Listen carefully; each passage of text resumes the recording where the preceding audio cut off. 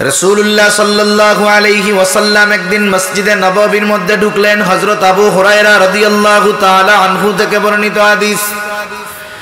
নবীজি বলতেছেন, তোমাদের মধ্যে কে আছো আমার থেকে কিছু উপদেশ গ্রহণ করবা, তবে শর্ত হলো সে নিজে এই কথাগুলোর উপরে আমল করবে এবং যারা আমল করতে চায় তাদেরকেও এই কথাগুলো শিখায়া দিবে। নবীজি বললেন, ১ নাম্বার নিজে আমল করবে, সাথে সাথে কেউ যদি শিখতে চায় তাকে শিখায়া দিবে। হযরত আবু হুরায়রা রাদিয়াল্লাহু তাআলা আনহু সেইখানে উপস্থিত। আবু হুরায়রা কেমন আল্লাহর বান্দা, নবীজির সংস্পর্শে সোহবতে মাত্র ৩ বছর থেকেছে। কয় বছর? অথচ দেখেন এই ৩ বছর নবীজির এত কাছে লেগে থাকছে। সবচাইতে বেশি হাদিস বর্ণনাকারী যেই সাহাবী, তার নাম হলো হযরত আবু হুরায়রা রাদিয়াল্লাহু তাআলা। হযরত আবু হুরায়রা রাদিয়াল্লাহু তাআলা আনহু বলেন, আমি বললাম, আনা ইয়া রাসূলুল্লাহ, আমি আছি।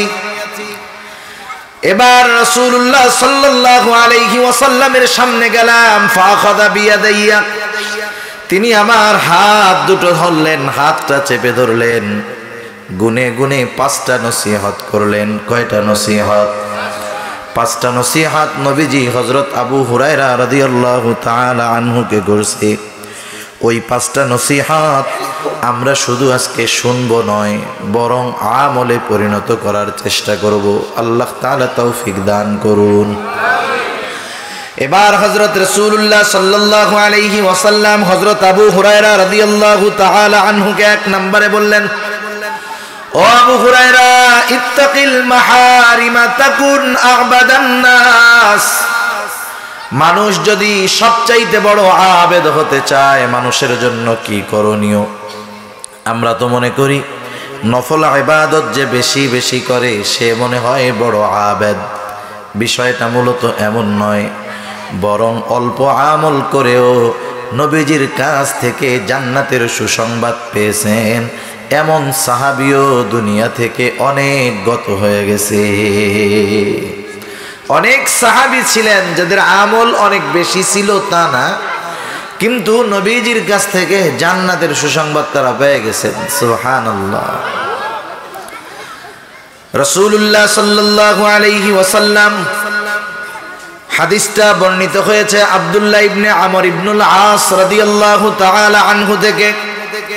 মুসনাদে আহমদের মধ্যে আসছে, একবার নয় একাধিকবার এই হাদিস খানা বর্ণিত হয়েছে। আব্দুল্লাহ ইবনে আমর ইবনুল আস রাদিয়াল্লাহু তাআলা আনহু বলেন, একদিন আমরা ফজরের নামাজের জন্য মসজিদে নববীর মধ্যে অপেক্ষমান। হঠাৎ করে রাসূলুল্লাহ সাল্লাল্লাহু আলাইহি ওয়াসাল্লাম আমাদেরকে বললেন, এখন যেই ব্যক্তি দরজা দিয়ে প্রবেশ করবে সে জান্নাতি। এই ঘোষণা যখন নবী সাল্লাল্লাহু আলাইহি ওয়াসাল্লামের কাছ থেকে আসলো, আমাদের সবার নজর দরজার দিক। কোন সে সৌভাগ্যবান ব্যক্তি নবীজির এমন ঘোষণার পরে দরজা দিয়ে প্রবেশ করে? আমরা সবাই তাকায় দেখলাম একজন লোক, তার দাড়ি দিয়ে এখনো অজুর পানি ঝরতেছে, জুতাটা হাতে নিয়ে মসজিদের মধ্যে সে ঢুকে গেল। প্রথম দিন চলে গেল, দ্বিতীয় দিন আবার নবীজি ফজরের নামাজের পূর্ব মুহূর্তে বলতেছে, এখন যেই ব্যক্তি দরজা দিয়ে ঢুকবে সে জান্নাতি।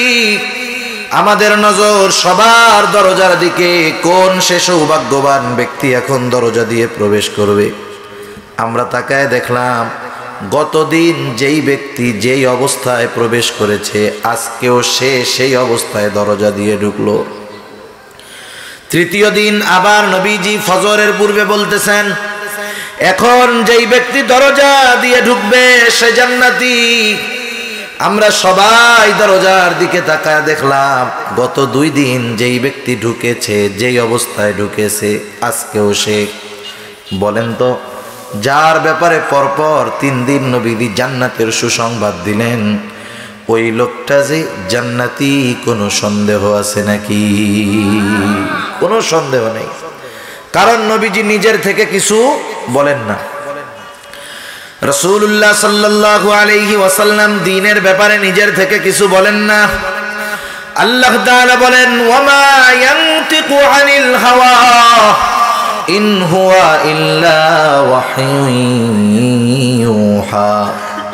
তিনি নিজের থেকে কিছু বলেন না, তিনি যা বলেন তা হলো ওহী। এই ঘোষণা নবীজি নিজের থেকে দেন নাই, এই খবর নবীজি পাইছেন, সেজন্য এই ঘোষণা দিয়েছেন, ঠিক কি না? একজন সাহাবী, এই আব্দুল্লাহ ইবনে আমর ইবনুল আস রাদিয়াল্লাহু তাআলা, এবার সে চিন্তা করতেছে, আব্দুল্লাহ ইবনে আমর ইবনুল আস চিন্তা করতেছে, যার ব্যাপারে পরপর 3 দিন নবীজি জান্নাতের সুসংবাদ দিলেন, সেই লোকটা জান্নাতি, কোনো সন্দেহ নাই। কিন্তু কোন স্পেশাল আমলের কারণে লোকটা জান্নাতি জানার দরকার। এইবার তিনি গিয়া ওই লোকটার বাড়িতে উপস্থিত হলেন। তিনি বললেন, ভাই, আমি 3টা রাত তোমার বাড়িতে অবস্থান করতে চাই, থাকা যাবে নাকি? তিনি সহজে বললেন, হ্যাঁ, কোনো অসুবিধা নেই, থাকো। কারণ খাবার টাবার লাগবে না, শুধু 3টা রাত তোমার বাড়িতে রাত্রি যাপন করব, 3 দিন। বলে, থাকো, অসুবিধা নাই। এইবার আব্দুল্লাহ ইবনে আমর ইবনুল আস তিনি এশার নামাজের পরে ওই লোকের সাথে বাড়িতে প্রবেশ করলেন। ওনার উদ্দেশ্য তো ঘুম যাওয়া না, বরং দেখা রাতের বেলা লোকটা কি স্পেশাল আমল করে। উনি সজাগ তাকায় আছেন কখন লোকটা কি করে। তিনি দেখলেন এশার নামাজ পড়ে লোকটা ঘরের ভিতরে ঢুকে গেল, ঘুমায় গেল। অপেক্ষা করতেছেন, এই বুঝি রাতের শেষ প্রহরে ঘুম থেকে উঠে। এই অবস্থা করতে করতে দেখতে দেখতে এক সময় ফজরের আজান কানে আসলো, লোকটা ঘুম থেকে উঠল। উনিও মসজিদের দিকে নামাজের জন্য চলে গেলেন। চিন্তা করলেন, লোকটা দেখি এশার নামাজ পড়ে ঘরের মধ্যে ঢুকলো, স্পেশাল কোনো আমল করলো না, ফজরের আজান দিল, ঘুম থেকে উঠল। হতে পারে আজকে যে কোনো কারণে প্রথম দিন স্পেশাল আমলটা বাদ গেছে। পরের দিন আবার এশার পর থেকে তিনি সারা রাত্র সজাগ। দেখলেন ওই আল্লাহর বান্দা এশার নামাজ পড়ে ঘরের মধ্যে ঢুকলো, ঘুমায় গেল, ফজরের আজান দিলে ঘুম থেকে উঠল। পরপর 2 দিন একই দৃশ্য। এইবার 3য় দিন চিন্তা করতেছে, যদি কেউ কোনো ধারাবাহিক আমল করে, যদি সে বড় রকমের অসুস্থ না হয়, পরপর 3 দিন সাধারণত কারো কাজটা বাদ যায় না। লোকটা তো সুস্থ, দেখি আজকে কি করে। আবার এশার নামাজ পড়ে তিনি দেখলেন লোকটা ভিতরে ঢুকে গেল। তিনি সারা রাত সজাগ। ফজরের আজান হলো, লোকটা ঘুম থেকে উঠল। পরপর 3 দিন এক লোকের বাড়িতে অবস্থান করার পর স্পেশাল কোনো আমলের দেখা নাই। কৌতূহল আর দমায় রাখতে পারে নাই। এবার গিয়া লোকটাকে জিজ্ঞাসা করে, ও ভাই, তোমার বাড়িতে পরপর 3 দিন থাকার কারণ হলো এই 3 দিন আগে পরপর 3 দিন ফজরের নামাজের পূর্ব মুহূর্তে নবীজি উপস্থিত সাহাবাদের সামনে ঘোষণা দিয়েছেন, যেই ব্যক্তি এখন দরজা দিয়ে ঢুকবে সে জান্নাতি। পরপর 3 দিন নবীজি ঘোষণা দিলেন। পরপর 3 দিন দরজার দিকে তাকায়া আমরা যেই ব্যক্তিকে দেখতে পেলাম, তুমি হলা সেই ব্যক্তি। তোমার ব্যাপারে নবীজি ঘোষণা দিছে পরপর 3 দিন তুমি জান্নাতি, কোনো সন্দেহ নাই। এখন আমি তো এই আশায় তোমার বাড়িতে ছিলাম যে তুমি কি স্পেশাল আমল করো, কিন্তু দেখলাম এশার নামাজ পড়ে ঘুমাও আর ফজরের সময় উঠো। তাহাজ্জুদ তো দেখলাম না, নফল কোনো ইবাদত দেখলাম না। 2টা হাদিসে 2 রকম বর্ণনা আসছে। একটা হাদিসে ব্যক্তির নাম আসে নাই, আর এক বর্ণনার মধ্যে ওই ব্যক্তির নাম যেটা বোঝা যায় হযরত সাদ রাদিয়াল্লাহু তাআলা। এবার বলতেছে, বলো কি স্পেশাল আমলের কারণে তোমার ব্যাপারে এমন ঘোষণা আসলো? এইবার ওই লোকটা বলে, ও ভাই, নবীজি যদি আমার ব্যাপারে এমন ঘোষণা দিয়ে থাকেন তো আলহামদুলিল্লাহ, তবে তুমি যেই আশায় আমার বাড়িতে রাত যাপন করেছো এমন কোনো বিষয় আমার নাই। তবে শোনো, একটা জিনিস আমি করি, রাতে যখন ঘুমাতে যাই আমাকে যারা কষ্ট দিয়েছে তাদেরকে ক্ষমা করে ঘুমাতে যাই। আর কারো প্রতি যদি কোনো বিদ্বেষ থাকে, এই বিদ্বেষ অন্তর থেকে দূর করে আর ক্ষমা করে আমি রাতে ঘুমাতে যাই। এই হলো আমার রাতের শেষ আমল। এরপরে ঘুম আর ফজরের সময় উঠি। এখন বলেন, এই লোক তো তাহাজ্জুদ পড়ে নাই, অথচ তার ব্যাপারে নবীজির ঘোষণা জান্নাতি। যে কথা বোঝানোর জন্য বললাম, অনেকে মনে করে যে আবেদ নেককার হইতে হইলে নফল ইবাদত করতেই তালে থাকতে হবে। বিষয়টা এমন নয়। বরং বড় আবেদ হওয়ার জন্য কি করণীয় নবীজি এই হাদিসের মধ্যে জানায় দিয়েছেন। অনেক ইবাদত করে আবেদ হওয়া যায় না। বড় আবেদ হওয়ার জন্য কি করতে হবে নবীজি বলেন, আবু হুরায়রা, ইত্তাকিল মাহারিমা তাকুন আবাদান নাস। তুমি সকল নিষিদ্ধ বিষয় থেকে বেঁচে থাকো, হারাম থেকে বেঁচে থাকো। ও আবু হুরায়রা, তুমি মানুষের মধ্যে সবচাইতে বড় আবেদ হয়ে যাইবা। তাহলে সবচেয়ে বড় আবেদ সে হারাম থেকে বাঁচে। যে আল্লাহ তাআলা যে বিষয়গুলো নিষেধ করছেন, এই বাচ্চা দুটোর একটু চুপ করে দেন। সবচাইতে বড় আবেদ কে? এদিকে খেয়াল করেন। সবচাইতে বড় আবেদ কে? হারাম থেকে বাঁচে যে। হারাম কাজকর্ম করে, ইবাদত করে, এটা হলো ফুটা কল সে পানি রাখার মতো। অপরাধ করে, গুনাহ করে, ইবাদত করে, সে বড় আবেদ হইতে পারবে না। এটা হলো ফুটা কলসে পানি রাখার মতো। কলসের যদি কোনো ছিদ্র না থাকে, পানি যতটুকু রাখবো ততটুকু থাকবে, ঠিক কিনা বলেন? আর যদি কলসে ছিদ্র থাকে, বিশাল বড় কলস যদি হয়, পানি ভরপুর করে যদিও রাখা হয়, ছিদ্র থাকার কারণে আমলগুলা টিকবে না, পানিগুলা থাকবে না, ঠিক কিনা বলেন? এজন্য নবীজি সাল্লাল্লাহু আলাইহি ওয়াসাল্লাম বললেন, ইত্তাকিল মাহারিমা তাকুন আবাদান নাস। ও আবু হুরায়রা, তুমি নিষিদ্ধ বিষয় থেকে বেঁচে থাকো আর সবচাইতে বড় আবেদ হয়ে যাও। আমরাও বড় আবেদ হতে পারবো যদি তাহাজ্জুদ না পড়তে পারি, অসুবিধা নেই। আওয়াবিন ইশরাক পড়তে পারি না, সমস্যা নাই। যারা পড়ে তাদেরকে যে নিরুৎসাহিত করতেছি, বিষয়টা এমন নয়। বরং মূল উদ্দেশ্য হলো আল্লাহ তাআলার নিষেধ যেইগুলার মধ্যে আছে সেইগুলা থেকে যদি বেঁচে থাকা যায়, সবচাইতে বড় আবেদ হওয়া যায়। আমরা সবাই বড় আবেদ হইতে চাই তো? তাহলে বড় আবেদ হওয়ার জন্য মূলত রাত্র জাগতে হবে, বিষয়টা এমন নয়। বরং আল্লাহ তাআলা, আল্লাহর রাসূল যেটা মানা করছে সেই বিষয়গুলা থেকে বেঁচে থাকতে হবে। আল্লাহ তাআলা তৌফিক দান করুক, সবাই বলি আমিন।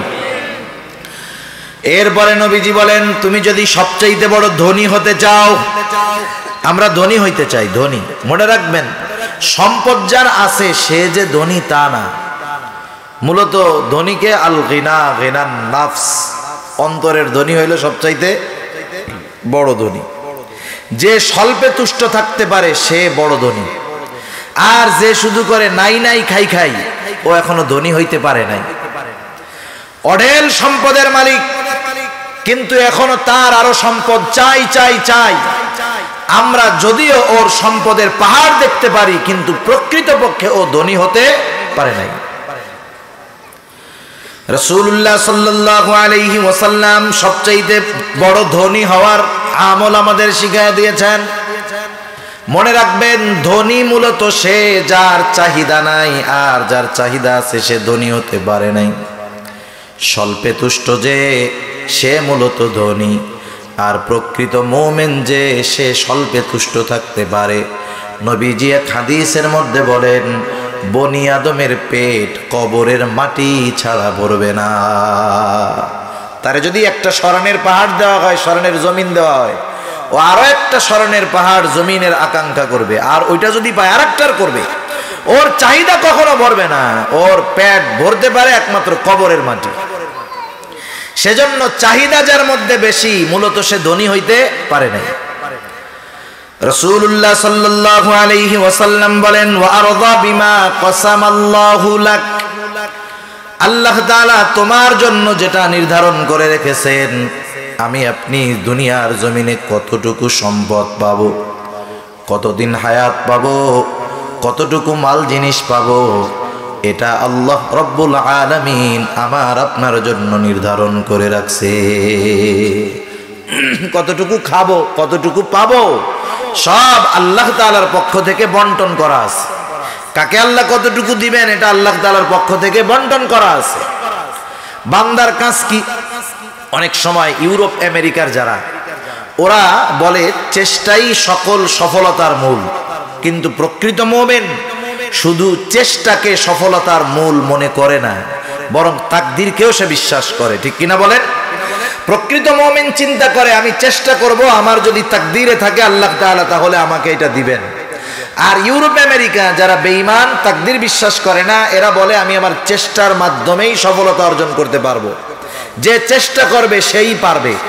মুমিনদের সুযোগ কি দেখেন, একজন ইমানদার সে যখন একটা জিনিস চেষ্টা করার পরে না পায়, সে লাস্টে কি বলে বলেন তো?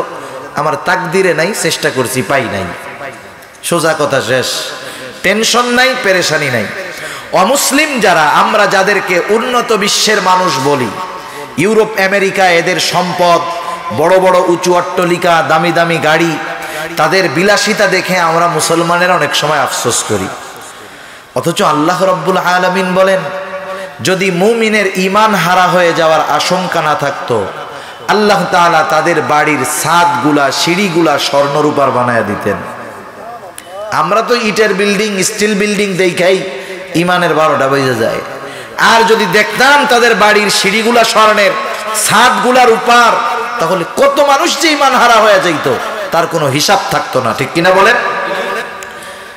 এই ইউরোপ আমেরিকার যারা দিন বিশ্বাস করে না, তাকদীর বিশ্বাস করে না, এরা যখন চেষ্টা করার পরে সফলতা না পায়, ওরা ডিপ্রেশনে ভুগে, মানে টেনশনে ভুগে, চিন্তায় ভুগে। এজন্য আমরা যাদেরকে উন্নত বিশ্বের মানুষ মনে করি, যাদেরকে দেখে আমরা আফসোস করি, ওই মানুষগুলা ওই ডিপ্রেশনে ভুগে আত্মহত্যার পথ বেছে নেয়। বিভিন্ন দেশে কোনো মানুষ যদি অসুস্থ হয়, আত্মহত্যা করতে চায়, সরকারিভাবে সুযোগ আছে। সে গভর্নমেন্টের কাছে আবেদন করবে যে আমি আত্মহত্যা করতে চাই। কেন চাও? এই কারণে আমি মরতে চাই। অপশন থাকে, কিভাবে মরতে চাস? গুলি খেয়ে মরবি, না ফাঁস দিয়া মরবি, না পানির চুন্নি খেয়ে মরবি?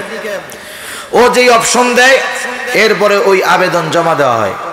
এরপরে যদি সরকার বা রাষ্ট্র মনে করে যে তারে মাইরে ফেলানো এটা যথাযথ কাজ হবে, ওর দাবি অনুযায়ী তাদেরকে যেভাবে সে মরতে চায় সেই ব্যবস্থা তাদেরকে করা হয়। একটু চিন্তা করেন, বর্তমান বিশ্বে প্রযুক্তির দিক দিয়ে শীর্ষে অন্যতম একটি দেশ হলো জাপান। এই জাপানে একটা জঙ্গল আছে, সেখানে বছরে হাজার হাজার মানুষ শুধু আত্মহত্যা করার জন্য ওই জায়গায় যায়। আমরা তাদের প্রযুক্তি, তাদের জিনিসগুলা দেখে আফসোস করি। অথচ চিন্তা করে দেখেন, আল্লাহ তাআলা আমাদেরকে তাকদীরের উপরে বিশ্বাসী বানিয়েছেন বিদায় অল্প যদিও চেষ্টার পরে পাই, আমরা বলি আল্লাহ যেটা তাকদীরে লিখে রাখছেন ওটাই পাইছি। আগের সব চিন্তা এই বিশ্বাসের কারণে মুহূর্তের ভিতরে দূর হয়ে যায়। ঠিক কিনা বলেন? সেজন্য কেউ যদি প্রকৃতপক্ষে ধনী হতে চায়, ধনী হলো সে যার চাহিদার একটা লিমিটেশন আছে, যার চাহিদার কোনো লিমিট নাই, সে ধনী না। এজন্য নবীজি বলেন, ও আবু হুরায়রা, ওয়া আরদা বিমা কসামাল্লাহু লাক, তোমার জন্য যা নির্ধারণ করা হয়েছে তুমি তার উপরে সন্তুষ্ট থাকো, তাহলে কি হবে? তাকুন আগনান নাস, তুমি মানুষের মধ্যে সবচাইতে বড় ধনী হতে পারবা। তুমি যদি যা বন্টন হয়েছে তোমার জন্য সন্তুষ্ট থাকো, মানুষের মধ্যে সবচাইতে বড় ধনী তুমি হয়ে যাইতে পারবা। সুবহানাল্লাহ। তাহলে চাহিদাকে নিয়ন্ত্রণে আনতে হবে, তাইলে ধনী হওয়া যাবে। দেখেন না, অনেক বড় বড় শিল্পপতি, টাকাওয়ালা, সম্পদওয়ালা, এদেরকে যদি আপনি জিজ্ঞাসা করেন ভাই কি অবস্থা, এই যে সময় চলতেছে, ব্যবসায়ীদের যা জিজ্ঞাসা করেন, সব শেষ, ফ্যাক্টরি বন্ধ, সব শেষ। কিন্তু আল্লাহর বান্দা গরিব মানুষ, জিজ্ঞাসা করেন দেশের তো এই পরিস্থিতি, কেমন আছেন? আলহামদুলিল্লাহ, আল্লাহ এখনো ভালোই রাখছে।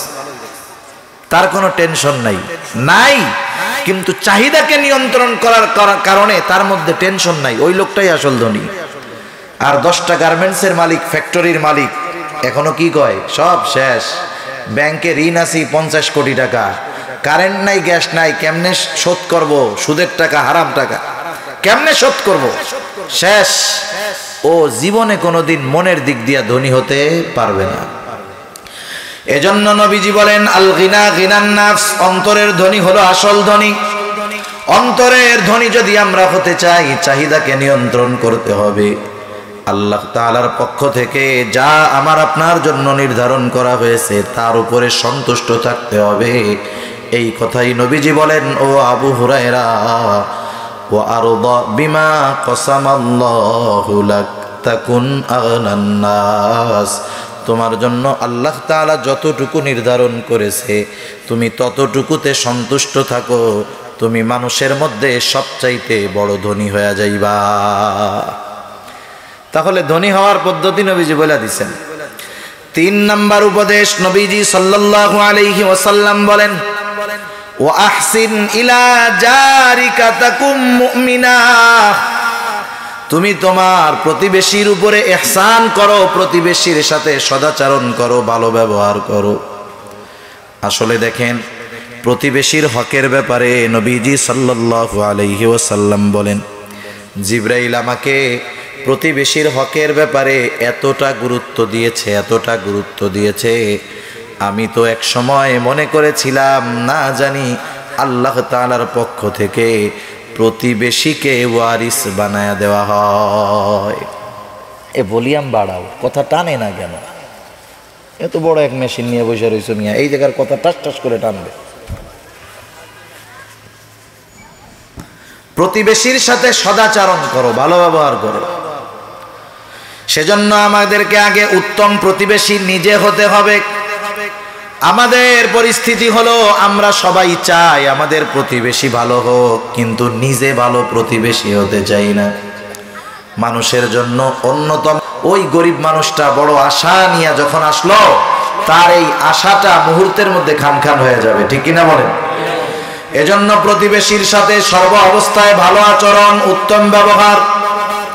এর দ্বারা কি হবে? নবীজি বলেন, ওয়া আহসিন ইলা জারিকা তাকুম মুমিনা, প্রতিবেশীর সাথে ভালো আচরণ করো, তাহলে তুমি প্রকৃত মুমিন হতে পারবা। খবরদার, প্রতিবেশী যেন কখনো আমার আপনার দ্বারা কোনো জুলুমের অত্যাচারের শিকার না হয়। আবার যদি তার দ্বারা আমি কোনো কষ্ট পাই, একটু সবর করব। অনেক সময় হয় বাচ্চা আছে ছোট, কান্নাকাটি করে, আমার পাশেই বাসা, পাশেই ঘর, বাচ্চার কান্নাকাটিতে আমার ঘুম আসতেছে না। অনেকে খুব খারাপ বিহেভ করে, খারাপ আচরণ করে, বাচ্চা কান্না করতেছে, বাচ্চার মা বাবার সাথে খারাপ আচরণ করে, না লাগবে না থাকে, বাচ্চার মা বাবার সাথে খারাপ আচরণ করে। এই কাজটা কিন্তু সমীচীন নয়। আমি আপনি একটু সবর করব। প্রতিবেশী মুরগি লালন পালন করে, তার মুরগি একটু আমার বাড়িতে আসতে পারে, তার হাঁস একটু আমার বাড়িতে আসতে পারে, গ্রামে যেগুলো হয় আর কি বলতেছি। আমরা কি করি? তার সাথে আমার মনোমালিন্য, হাঁসটারে দেখাও সহ্য হয় না, পিটাইয়া মাইরা ফেলে। আছে না নাই? 2 বছর আগে বরিশালে এক জায়গায় 2 প্রতিবেশীর সাথে সম্পর্ক ভালো নাই, একজনের হাঁস আর একজনের ঘরে গেছে। এই হাঁস গেল কেন? হাঁসরে মারছে, 2 পরিবারে মারামারি লাগছে, একজন জায়গায় মারা গেছে। একটু চিন্তা করে দেখেন, এতটুকু বিদ্বেষ প্রতিবেশীর সাথে হওয়ার কারণে কত বড় অঘটনটা ঘটে গেল। এজন্য প্রতিবেশী যদি কষ্ট দেয়, আমরা একটু সবর করব, এর মধ্যে আল্লাহ তাআলা কল্যাণ দিবে।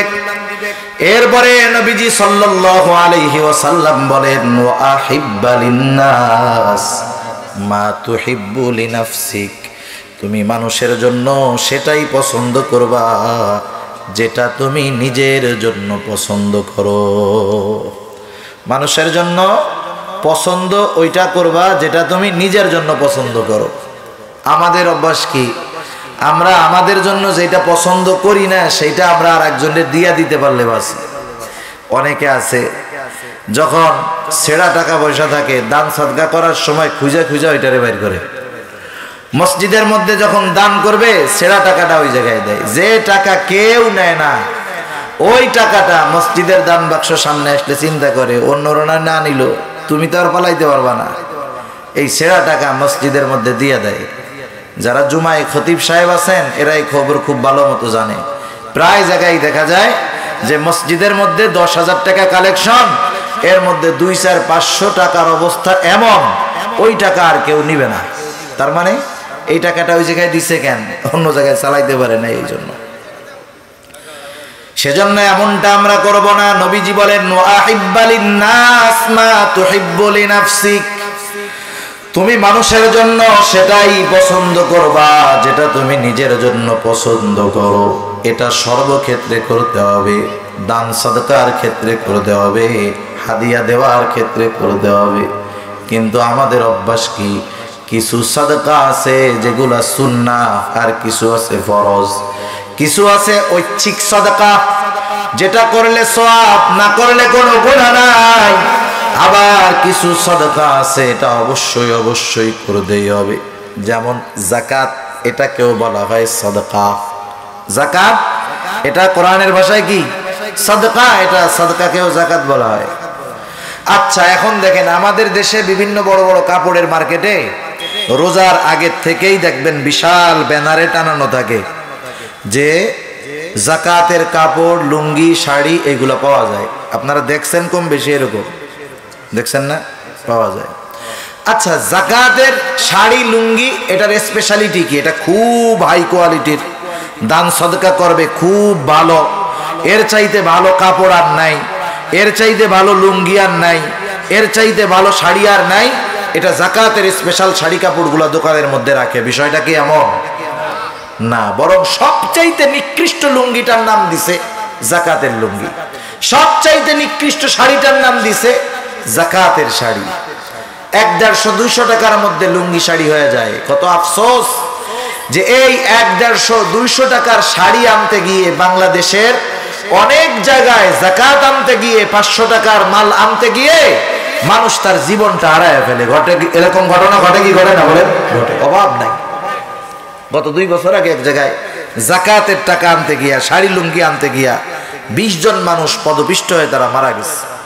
সেজন্য আমাদের দেশের সম্পদশালী কিছু মানুষ আছে, এরা যাকাতের নামে গরিবের সাথে প্রহসন করে, ঠিক কিনা বলেন?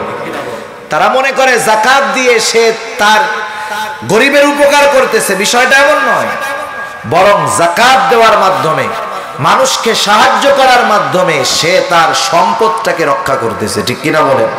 সম্পদটাকে সে পবিত্র করতেছে। কারণ তার সম্পদের সাথে যদি যাকাতের সম্পদ থাকে, তার সম্পদ পবিত্র সম্পদ হবে না। এজন্য উচিত কি ছিল? উচিত তো ছিল যার উপরে যাকাত ফরজ তাকে ডেকে কাছে এনে যাকাত না দিয়া খোঁজ খবর নিয়ে নিয়ে যাকাতের হকদারের কাছে পৌঁছায়া দেওয়া। কিন্তু আমাদের দেশে যেই পরিস্থিতি করা হয়, এটা মূলত যাকাত গ্রহীতা যারা অভাবী দরিদ্র যারা, তাদের সাথে একটা প্রহসন করা হয়। আমার যে উপকার করতেছে যাকাত নিয়া, উচিত ছিল তার কাছে আমার যাকাতের সম্পদ পৌঁছায় দেওয়া।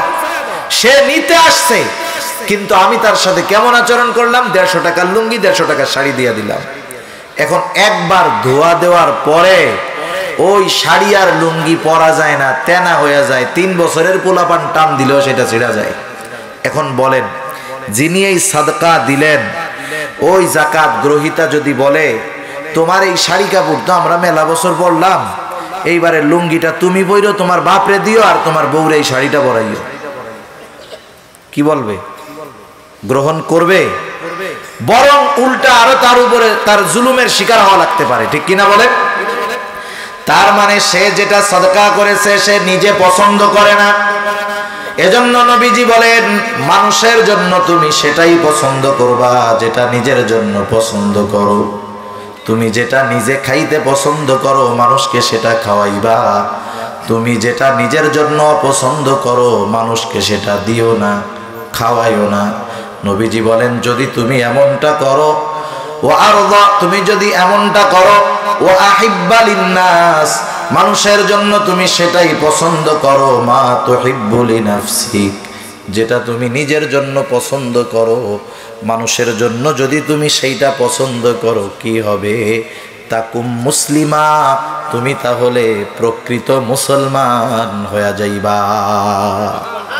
দেখেন, প্রকৃত মুমিন যদি হতে হয় প্রতিবেশীর সাথে সদাচরণ করতে হবে। প্রকৃত মুসলিম যদি আমাদেরকে হতে হয়, তাহলে আমি আমার জন্য যেটা পছন্দ করি অন্যের জন্য সেটা পছন্দ করব। আমাদের অনেকের বাড়িতে গৃহকর্ত্রী থাকে, কাজের লোক থাকে। আমরা অনেক সময় এদের সাথে খারাপ আচরণ করি। মাঝে মধ্যে দেখা যায় সাহেব তার স্ত্রী সন্তানদেরকে নিয়ে সুন্দর মতো টেবিলে বসে খাইতেছে, কাজের মেয়েটা সাথে নিয়ে গেছে ওই হোটেলের এক কোনায় ওরে ফালায় রাখছে, খাইতেও দেয় না। হয় কি হয় না? দেখেন নিজেরা আরামের গাড়িতে চড়ে যাইতেছে, বা আজীব এক ঘটনা, গাড়ির ব্যাগ ডালায় ভেতরে বসার জায়গা আছে, কাজের লোক ঘৃণা লাগে, পাশে বসাইতে কষ্ট হয়, গাড়ির ব্যাগ ডালার মধ্যে বইরা তারে বাড়ি নিয়ে যাইতেছে। এত হিংসা যদি অন্তরের মধ্যে থাকে, মানুষকে যদি আমরা এত ছোট মনে করি, এত খারাপ আচরণ করি, তাহলে আমাদের মনুষ্যত্ব কোথায় গেল? মানবিকতা কোথায় গেল? সেজন্য নবীজি সাল্লাল্লাহু আলাইহি ওয়াসাল্লাম অধীনস্থ যারা গোলাম চাকর, এদের ব্যাপারেও নবীজি সাল্লাল্লাহু আলাইহি ওয়াসাল্লাম সতর্ক করে দিয়েছেন। জীবনের অন্তিম মুহূর্তে নবীজি দুইটা বিষয়ের কথা বলেছেন, একটা হলো নামাজ, আর একটা হলো নবীজি বলেন ওয়ামা মালাকাত আইমানুকুম, তোমাদের অধীনস্থ যারা আছে তাদের সাথে তোমরা সদাচরণ করো। এজন্য আমরা নিজেরা যা খাবো, আমাদের ঘরের কাজের লোক এদেরকেও আমরা সেটা খাওয়াবো। নিজে যেমন ভালোটা পড়তে পছন্দ করি, আমার ঘরের কাজের লোক তাকেও আমি ওই ভালোটা পড়ানোর জন্য চেষ্টা করব, এতে খুশি আল্লাহ তাআলা হবেন। আর নবীজি বলেন যদি এমনটা করো তাহলে তুমি প্রকৃত মুসলিম হতে পারবা। সুবহানাল্লাহ। এরপরে নবীজি বলেন ওয়ালা তুকসিরিজ যিহকা ফাইন্না কাসরাতাজ যিহকি তুমিতুল কলব। নবীজি বলেন অধিক হাসি হেসো না, ওয়ালা তুকসিরিজ যিহকা, অধিক হাসি তোমরা হেসো না, ফাইন্না কাসরাতাজ যিহকি তুমিতুল কলব, কারণ অধিক হাসি অন্তরকে মৃত বানায়া দেয়। আল্লাহ তাআলা বলেন ফালইয়াদহাকু কলিলা ওয়ালইয়াবকু কাসীরা, ফালইয়াদহাকু কলিলা ওয়ালকু হাসো, বেশি বেশি কাঁদো, কারণ দুনিয়ার রং তামাশা দেখে হাসি আনন্দ এগুলো আমরা করতেছি, কিন্তু চোখ বোঝার পরে অবস্থা কি হবে এটা যদি অনুধাবন আমরা করতে পারতাম, মুখ দিয়া হাসি বাইর হইতো না। ঠিক কিনা বলেন? সেজন্য বিনা কারণে হাসাহাসি করব না। অনেক সময় ঠাট্টা মস্কারা কৌতুক আমাদেরকে মজা দেওয়ার জন্য মিথ্যা কৌতুক বলে আমরা হাসাহাসি করি, অট্ট হাসি হাসি। আমরা অট্ট হাসিও হাসবো না, এটা সুন্নাতের খেলাফ। রাসূল আকরাম সাল্লাল্লাহু আলাইহি ওয়াসাল্লাম মুস্কি হাসি হাসতেন। হাস্যরস কৌতুক করা তো হারাম না, তবে করতে গিয়ে হারাম কাজ যদি করা হয় নিঃসন্দেহে হারাম। ঠিক কিনা বলেন? এজন্য আমরা আখেরাতের যদি চিন্তা বেশি করি, মাউতের চিন্তা যদি বেশি করি, তাহলে বেহুদা হাসাহাসি আমাদের মধ্যে আসবে না। আর অতিরঞ্জিত হাসাহাসি নবীজি সাল্লাল্লাহু আলাইহি ওয়াসাল্লাম বলেন তুমিতুল কলব, কলবকে মৃত বানায়া দেয়। এই পাঁচটা নসিহত নবীজি সাল্লাল্লাহু আলাইহি ওয়াসাল্লাম আবু হুরায়রা রাদিয়াল্লাহু তাআলা আনহুকে করছেন। শেষ এক নাম্বার কি? তুমি যদি বড় আবেদ হইতে চাও তাহলে হারাম জিনিসগুলা ছেড়ে দাও। তুমি যদি আল্লাহ রাব্বুল আলামিনের যেই বন্টন এর উপরে সন্তুষ্ট থাকো, সবচাইতে বড় ধনী হয়ে যাবা। তুমি যদি প্রকৃত মুমিন হতে চাও, প্রতিবেশীর সাথে সদাচরণ করো। তুমি যদি প্রকৃত মুসলিম হতে চাও, তাহলে তুমি যেটা নিজের জন্য পছন্দ করো, অপরের জন্য সেটা পছন্দ করো। আর যদি তুমি জীবিত একটা অন্তর চাও, কম হাসো, কারণ বেশি হাসলে অন্তর মরে যায়। আল্লাহ সুবহানাহু ওয়া তাআলা আমাদের